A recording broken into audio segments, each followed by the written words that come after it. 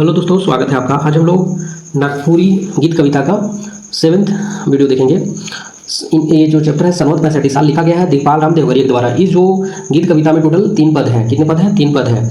दिग्पाल राम देवघरिया का जो जन्म है 1883 ईस्वी में, और जो सनवत पूछा जाएगा तो 1940 बताना है, और मृत्यु जो है 1930 ईस्वी में हुआ था।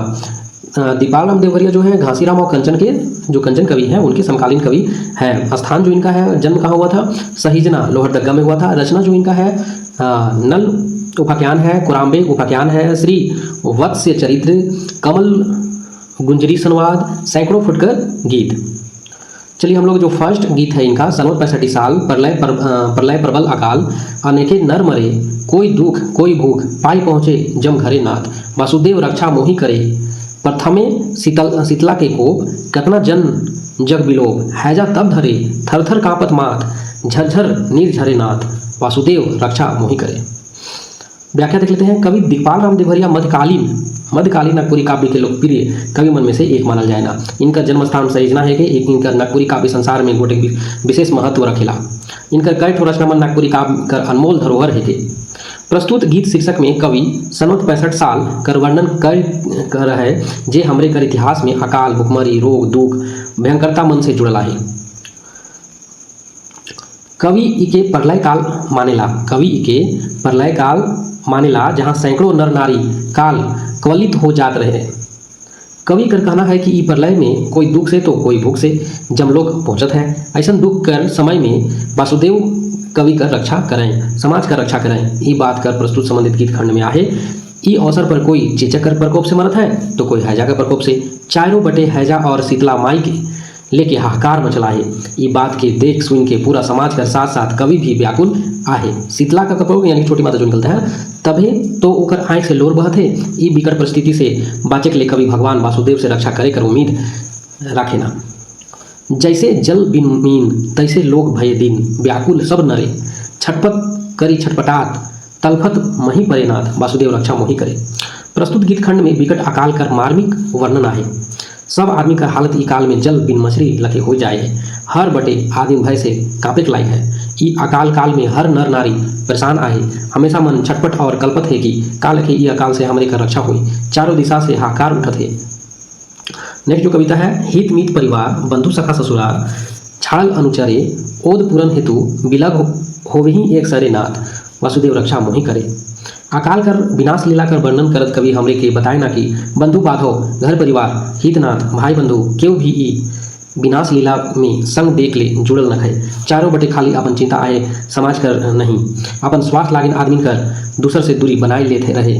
हर क्षेत्र में अकाल कर महामारी पहुंचल आहे। बीमारी और प्राकृतिक आपदा से आदमी बेहाल आहे। से चलते कवि भी परेशान आहे। यही बात के समझे के कवि भगवान वासुदेव के इष्ट देव माइन के रक्षा करे कर गुहार करेना। नेक्स्ट जो है, बुड़का तजी दिग्पाल, गेली गुटवा परी बिहाल, शरण ही सहोदरे, बुझी कुदिन मुझी लीन रही गेली पद तरे नाथ, वासुदेव रक्षा मोहि करे।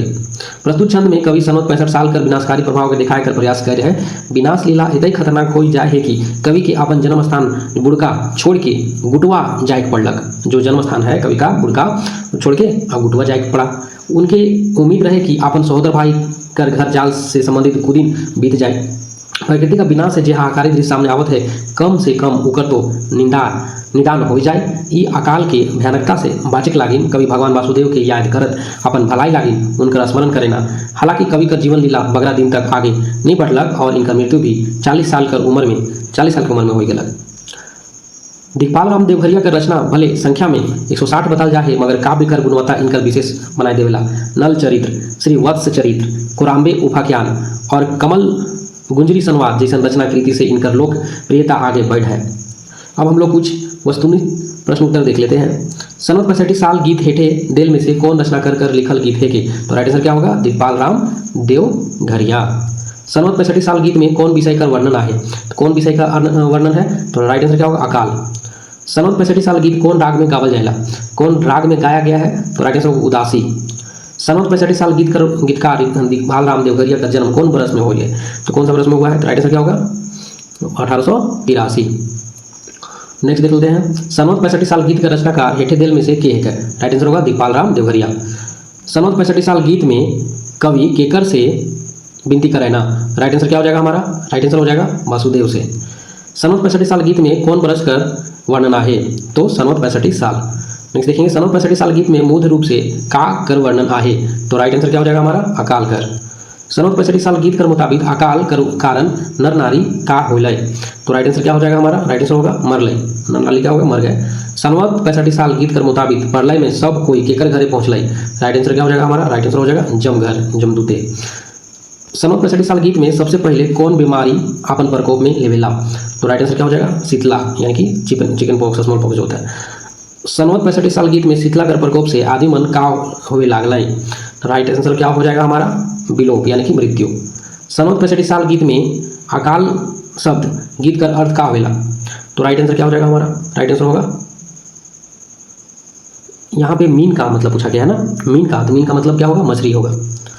नेक्स्ट देख लेते हैं सनवत 65 साल गीत का रचना कई गो पद में है, कितना पद में है, तो राइट आंसर क्या हो जाएगा हमारा, राइट आंसर होगा 4 गो पद में है। नेक्स्ट देख लेते हैं जैसे जल बिन मीन तैसे लोग भय दिन व्याकुल सब नरे, देवल पंक्ति का शीर्षक है, तो राइट आंसर क्या हो जाएगा, सनवत 65 साल के हैं। तो आज के लिए इतना ही, फिर हम लोग मिलते हैं नए वीडियो के साथ, तब तक के लिए धन्यवाद।